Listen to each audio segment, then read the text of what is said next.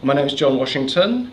My connection with cancer is that about 30 years ago I had the first experience of it when my mother died, and since then over the years there have been various close relatives who have died as well. My mother-in-law, my father-in-law, my sister-in-law, and my wife 6 years ago was diagnosed with breast cancer. She had an operation which was successful, and we're living with that now, and we have no problem at all with it. My name's Katie, and my mum last year had breast cancer for the second time. She had it once when I was 11 and then once again last year. My name's Pauline Smythe, and my husband died of pancreatic cancer 18 months ago. My sister died of cancer, breast cancer, in 1991. Yep, my name's John Crook, and my relationship with cancer is my mum had cancer and unfortunately lost her fight with cancer 6 years ago. Okay, I'm Marie Fatidis. I had a mastectomy about 20 months ago.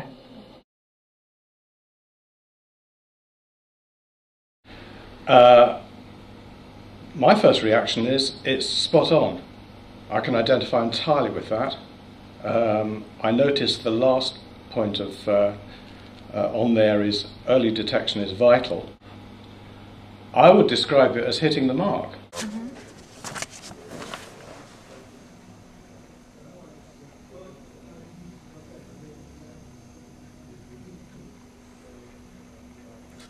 Statistically shocking. I mean, it would definitely stop me in my tracks. I think it's quite powerful. The images are very powerful as well. I think the thing that strikes me most is that I didn't realise the statistics were so much worse than what I ever imagined, and I probably know a lot. I think it's got impact. It immediately grabs your attention. I think if you saw that, you'd think, who on earth would wish to have cancer? Yeah. And then when you look down, you realise. My first reaction was there must be something worse. Blimey, it's a hard-hitting headline.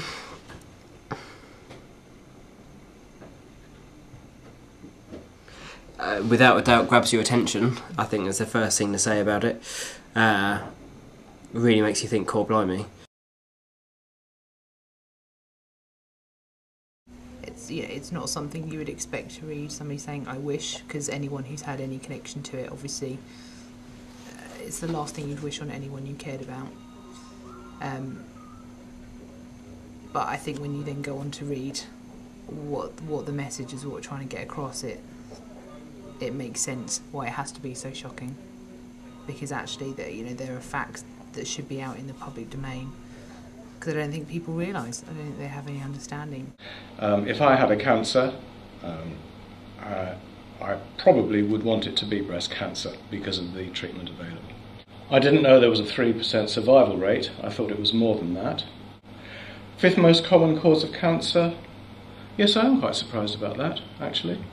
Yes, I thought it would be lower down the list than that. I thought it would be one in, I don't know, maybe a 10th or something like that.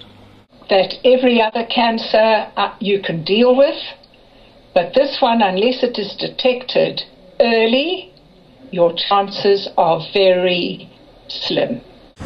And then once you read the points, you can see where it's coming from. I think you need to read those points to make sure you understand what it's saying. I think it's one of those things you do a double take at, going like that can't have said that. And I think you need to, the person, whoever reads it, needs to read those bullet points afterwards to understand where it's coming from. Do you think people will? Yes, I think you definitely would. That headline, you couldn't walk off just reading that and think, you'd be thinking about it all the time, thinking, what the bloody hell was that about? I think you definitely have to read the rest of it. If you diagnose early, your chances are better. Yeah. And with all the ones they wish they had, the survival rate is much better than with pancreatic cancer. It's not scare tactics, but I think it's quite clever, because it shows you the relationship between any other cancer, which is more hopeful than the pancreatic. So I think it's really pretty clever. It also makes you wonder if more money should be given to research as well, because a lot of other cancers have a much, much higher survival rate than that. And that is, in this day and age, that seems to be a horrifically low survival rate. Something I wasn't aware of before this, at least. And I think it actually points out facts in a rather clever way, which is easy to understand. No big words on there, there's nothing terrifying about it. I think the point is always to show the most shocking statistics that make you want to find out more or know a little bit more, and I think the ones that have been selected would definitely do that. It's funny, since Jerry had it and died, it's amazing how many people, when you hear the news, have died of pancreatic cancer. Yeah. That was always, well, I always thought it was a fairly rare cancer, Yeah. and in fact it isn't at all. No, not in the slightest. I think it's, to me, and I can only speak for myself, possibly my wife as well, if she saw those things, no, absolutely not. I don't find it offensive at all. I find it a very conversational and quite interesting way of addressing it. No, not at all. Not at all. Only people who want to bury their head in the sand. Because most adverts you don't even notice. Yeah. Yeah. Whereas that you would. I think it's a fine line. I think for someone to take a testicular cancer one, if someone had that, Yeah. it's a tough one if I'm trying to put myself in someone else's shoes.